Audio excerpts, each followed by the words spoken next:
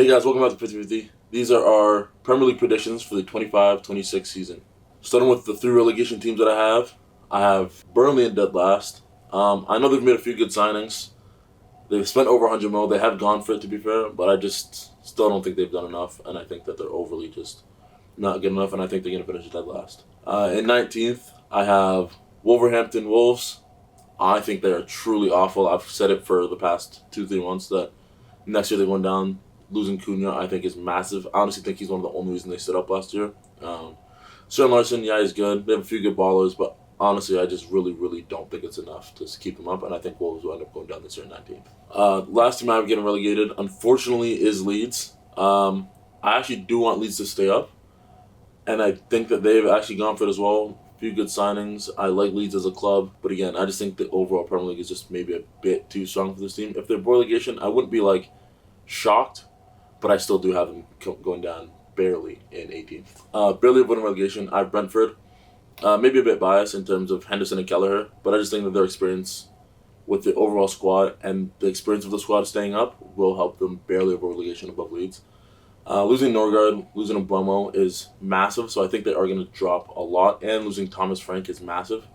So again, I do think they're going to be in quite the relegation scrap, but I do think that maybe that extra bit of experience compared to Leeds will help them avoid. In 16th, I have West Ham. Love Jared Bowen, but I really think that that's maybe all there is to the squad a bit. I think that they're a bit mediocre. They haven't really gone for it too much, and I think that, yeah, I think they're a bit too good to get relegated, but I don't think they're good enough to push even top half. In 15th, I have Sunderland. Sunderland have very clearly gone for it in their signings. They've made a lot of good signings. Experience of Xhaka, talent of Adingra.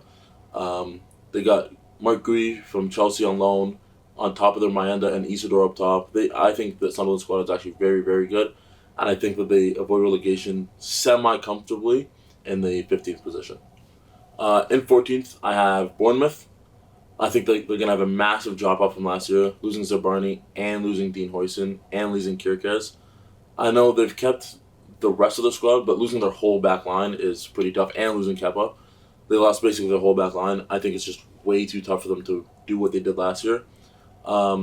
Managers, honestly, one of my favorite managers in the Prem. Generally think he's world-class, so I don't think they'll have any problems avoiding relegation. But I do think there's going to be a massive drop-off compared to last year in 14th. In 13th, I have Fulham. Again, a bit of a drop-off from last year.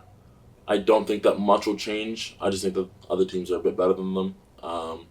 Maybe a bit found out, and I don't think they'll be able to carry that momentum from last year into this year. So, 13th place, still a decent season for Fulham, but that's where I have them. All right, 12th, we have Everton. I know I have them jumping up a lot, but I do think that they're going to have a very good year. Just got Jack Grealish today as well. Emre Can is a baller, I think. Dwight McNeil's back. I really rate their back line, Tarkowski, Jake Bryan. I don't like Pickford. I don't like any of them, if I'm honest with you.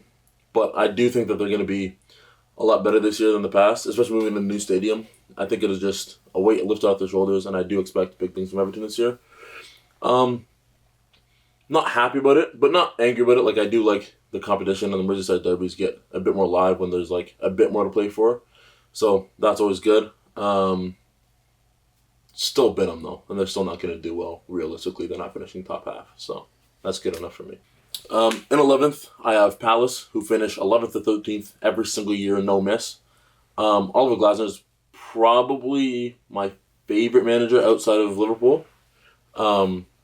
He's done wonders since he got there. Got in, they won a 10-game unbeaten streak. Last year won the FA Cup, just beat Liverpool in the Community Shield final. I do think that they'll be good again, but I do still think that they'll finish 11th and do well in a cup run or something like that, whether it's Carabao Cup or something like that. But yeah, I saw them finishing 11th. I really like the squad. Mateta's great. Ismail Sarr's great. Adam Morton's great. Gahey's gone to Liverpool in a couple days anyways, so that'll be a big blow to them, and that's why they finished 11th. 10th, I have Brighton. Again, Brighton's always going to make low-key good signings, and they're going to have all their ballers. But again, I don't think they're going to push for Europe or anything like that, so I think 10th is just about where they'll fit, just top half, somewhere in between there. And they could still lose Baliba. I don't think they will, to be honest with you. But again, just a little precaution. I think Brighton at 10th is pretty I think they're just mid-table. So yeah. In ninth, I have Forest. Although they haven't really lost a lot necessarily, I think the introduction of European football is going to be a lot for them. And although they might get off to a good start, I think that later in the season they're slowly gonna break off, as they did last year. But I think that they'll end up finishing around ninth this year. In eighth, jumping up a lot, I have Tottenham Hotspurs. Um, I think the squad's pretty decent, to be honest. I thought last year the squad was also pretty good. I think they had a crazy injury crisis last year and maybe a bit too of an attacking focus last year. Thomas Frank, although very attacking, a new manager in, a lot more balanced than Postecoglou was per se. And I think I have them jumping up to around eighth. Still don't think that they'll make Europe. I think the Champions League football will be maybe a bit too much for the squad, but still made a lot of decent signings and expecting a massive improvement in the league this year.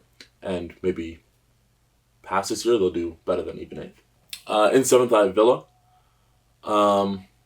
Villa's always going to be good. Always rate them. They just signed Evan Gesson, the best player of all time. So they're obviously going to do well. I think they'll just about get Europe, and it'll be a pretty overall good season for Aston Villa. In sixth, making the biggest jump, I have United. As much as I dislike them, I still look at the squad on paper and think that they have to do okay. Signings of Sesko, signings of Mbamo, signings of Cunha, Bruno Fernandes is still there, and still looking to make another midfield signing. And it looks like their back three, back five is coming decently well in preseason. I've watched a few of the preseason games. They've looked quite lively, to be honest with you. Still don't think they're great, and I just have them finishing sixth. In fifth, I have Newcastle again. The squad's again similar to last year. They've added little bits in terms of Alanga and getting a new defender in Thiaw. Is he second to leave? Don't know. If he does, they're still going to end up getting two strikers to replace it anyway. So with Anthony Gordon and Alanga, I still think they'll be able to finish fifth. Whether that means they get Champions League depends on the rest of the Prem, obviously. But I do have them finishing in fifth place. In fourth place, I have Club World Cup champions Chelsea. Added a lot to the squad. I actually think they're very, very good.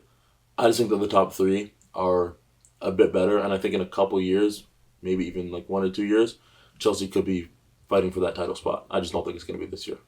On to the top three now.